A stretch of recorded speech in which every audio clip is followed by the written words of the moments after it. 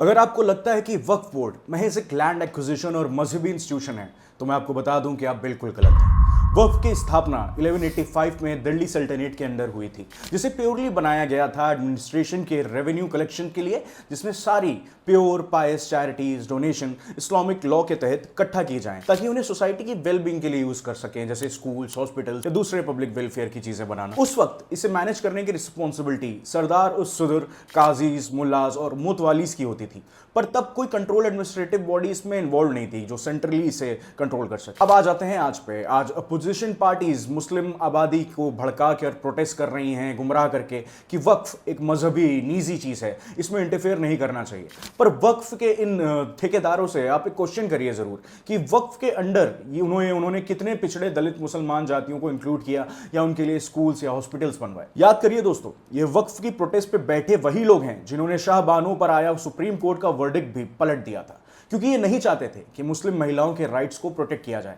Triple तलाक के bill के वक्त भी इन्होंने सेम यही चीज की, और तब भी हवाला यही लिया गया था कि इंटरनल मजहबी मामला है, यानी वही सेम ओल्ड पैटर्न। मजहबी कट्टरपंथियों का सहारा लेके कोई भी रिफॉर्म ना लाने दिया जाए ताकि पावर इनके और इनके कुछ इलाइट मुस्लिम कास्ट के हाथ में रहे और पिछड़े मुसलमान वैसे ही रहें इनके लिए धरना देने के लिए, इनके लिए दंगे भड़काने के लिए। दोस्तों, वक्फ में क्यों हम देखते हैं कि सिर्फ कुछ शिया सुन्नी मुस्लिम कास्ट हैं पर कोई ओबीसी मुस्लिम नहीं है? बोरा, अगाकानी जैसी जातियां क्यों बाहर रखी गई वक्फ से? इस नए वक्फ बिल से मोदी सरकार जो ला रही है, ओवैसी और कांग्रेस को इसलिए तकलीफ है क्योंकि इससे इन नवाबों की थाली से हिस्सेदारी इन पिछड़े मुसलमानों और मुस्लिम महिलाओं को भी मिल जाएगी। और ये भला वो कैसे होने दे सकते हैं कि उनकी थाली का निवाला छिन जाए, थोड़ा भी, इतना भी, एक रोटी, इतना भी। पीएम मोदी इनके लिए इसलिए ज्यादा बुरे हैं क्योंकि उन्होंने इनकी इस टैक्टिक को पकड़ लिया है कि कैसे मुस्लिम वर्ग की कुछ जातियां और कुछ परिवार बस मजहब के नाम पे एक बड़े मुस्लिम समाज को अंधेरे में रखते हैं, भड़काते हैं और सारी सुविधाएं, पैसे, जमीन खुद खा लेते हैं। कांग्रेस ने 2014 चुनाव के पहले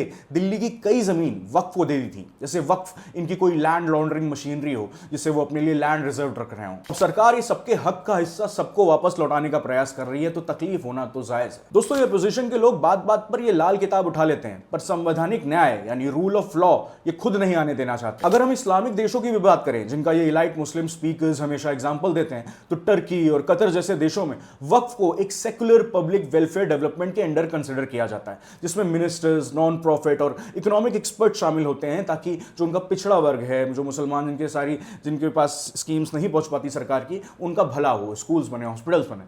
अब दोस्तों, आप खुद ही फैसला कीजिए, कौन सा मुसलमान ऐसे लॉ नहीं चाहेगा जिसे अंधेरे में रखा गया हो मजहब के नाम पे भड़का के, और उसी समय उसका हक जो उसे मिलना चाहिए था उसे कुछ बड़े अमीर वर्ग के परिवारों ने, कुछ पार्टीज ने, ऐसे लोगों ने छीन लिया।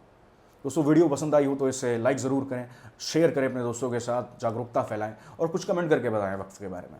मिलते हैं अगले वीडियो में। जय हिंद।